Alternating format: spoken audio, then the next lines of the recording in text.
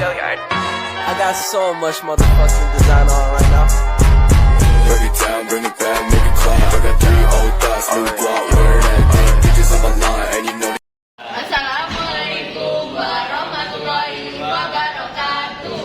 Perkenalkan kami dari kelompok 1. Sebelumnya kami izin memperkenalkan diri. Nama saya Laila Khairul Sabila. Nama saya Ketua Abdullah. Nama saya Roman Dilakukan. Nama saya Awan Bianto. Di sini kami akan menjelaskan tentang sejarah Kerajaan Banjar. Masa terbentuknya Kerajaan Banjar. Kerajaan Banjar yang terletak di wilayah sekarang menjadi bagian dari Kalimantan Selatan, Indonesia. Terbentuk sekitar abad ke-14. Awal mula terbentuknya Kerajaan Banjar yaitu ketika Raja Lambung Mangkurat mendirikannya. Lambung Mangkurat merupakan keturunan dari raja-raja Hindu yang memerintah di wilayah tersebut sebelumnya. Dia menggabungkan tradisi Hindu dengan pengaruh Islam yang berkembang pesat di wilayah itu pada saat itu. Lambung Mangkurat berhasil mempersatukan beberapa suku Dayak dan membentuk kerajaan yang kuat di sepanjang Sungai Martapura. Ini menjadi awal dari Kerajaan Banjar yang kemudian berkembang menjadi salah satu kekuatan utama di Kalimantan Selatan. Di sini saya akan menjelaskan tentang masa-masa kejayaan Kerajaan Banjar. Kalian tahu gak sih pada abad keberapa masa kejayaan Kerajaan Banjar?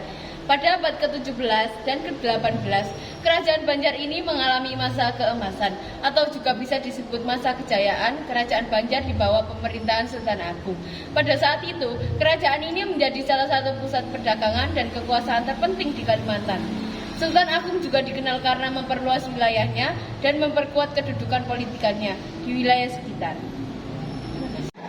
Masa keruntuhan Kerajaan Banjar. Masa keruntuhan Kerajaan Banjar dimulai pada akhir abad 18 ketika terjadinya serangkaian konflik internal dan eksternal, termasuk serangan dari luar persaingan antara kelompok-kelompok lokal. Namun titik balik yang signifikan terjadi pada awal abad ke-19 ketika Belanda mulai mendominasi perdagangan di wilayah tersebut dan mengambil alih sebagian besar kontrol politik. Pada tahun 1860, Belanda secara resmi mengakui kedaulatan Sultan Banjar, tetapi sebenarnya mereka telah menguasai banyak aspek kehidupan politik dan ekonomi di wilayah tersebut. Pada akhirnya, pada tahun 1905, Belanda secara resmi mengambil alih kendali penuh atas wilayah Kerajaan Banjar, menandai akhir dari kedaulatan kerajaan tersebut. Beberapa peninggalan Kerajaan Banjar yang terkenal antara lain: 1. Istana Kuning, bekas istana Sultan Banjar yang merupakan salah satu bangunan bersejarah terpenting di wilayah tersebut. 2. Makam Sultan Suryansyah, makam dari pendiri Kerajaan Banjar yang menjadi situs bersejarah yang penting. 3. Istana Hidayatullah, salah satu istana peninggalan kerajaan yang juga memiliki nilai sejarah yang tinggi. 4. Benteng Martapura, salah satu benteng peninggalan kerajaan yang dibangun pada masa pemerintahan Sultan Adam dari Banjar.